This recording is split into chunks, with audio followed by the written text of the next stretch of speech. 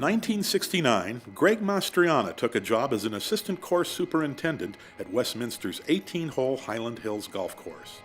By the time he retired 43 years later as the executive director of the Highland Hills Park and Recreation District, the facility boasted 27 holes of regulation golf, 2 par 3 layouts, a multi-tiered practice facility, and a magnificent new clubhouse.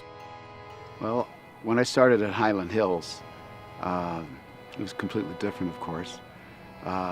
This was a farm site that basically had an old farmhouse and a barn. And the district at that time, the barn was the maintenance building and had a little temporary clubhouse. And we had 18 holes. We had no practice range, and we had a north par 3. And it was a very small staff. We did a little bit of everything, just a few full-timers. So we did everything from the reels all the way out in the wintertime, and really has changed so much over that time. And in fact, I went to high school at Westminster, and I used to ask my buddies, why would they Highland Hills build a golf course way out on Sheridan? Because it was a dirt road then. And it's amazing that it's turned out to what it is compared to what it used to be. Well, Greg has started all the family things at Highland Hills. He's created a program of families together. They play together. He started an afternoon program for the ladies to make sure that they have a chance to program. They started programs where they could explain the game of golf to them so it wasn't foreign to them. They started a program throughout the district. His whole program with the Water World, everything he's done with the golf courses and everything is geared to the family. And that is an attribute that he should always be remembered for, that he's had the family first, and that's what his programs were designed to accomplish. His leadership was so profound, the facility now bears his name, the Greg Mastriana Golf Courses at Highland Hills. The board of directors actually talked to us about, or talked to a few of the staff people, including me, about wanting to do this, but wanting to surprise Greg with it. So one of the hardest things I ever had to do was try to keep a secret from Greg, because that's just not the relationship that we had.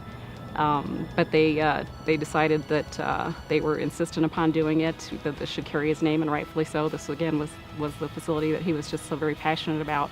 He was passionate about all of them, but this one had a special place in his heart.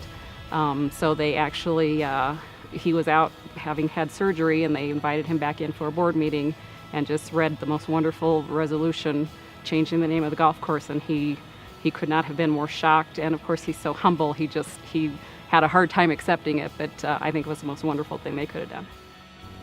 It's a championship facility, and that was Greg's goal. He had help in designing the back nine, but also Greg made design changes to some of the holes on the golf course that were his own. I mean, the man has some skill when it comes to golf course designing. And he saw things that weren't quite the way that he wanted them, and he made the changes, and they were good. It helped the course, but this is a championship facility.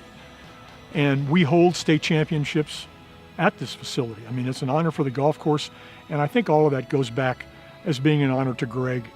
And what he wanted to accomplish, he did. He took the junior program from a very small junior program and built it up to as many as 500 juniors in one given season.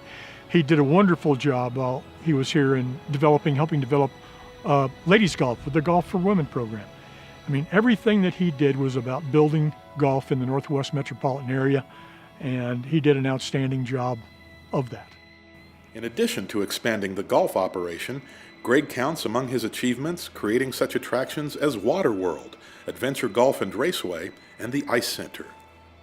A single-digit handicap, Greg's first love is golf, which he gets to play more often now that he's retired. It gives the board of directors great pleasure to welcome Greg Mastriana into the Colorado Golf Hall of Fame.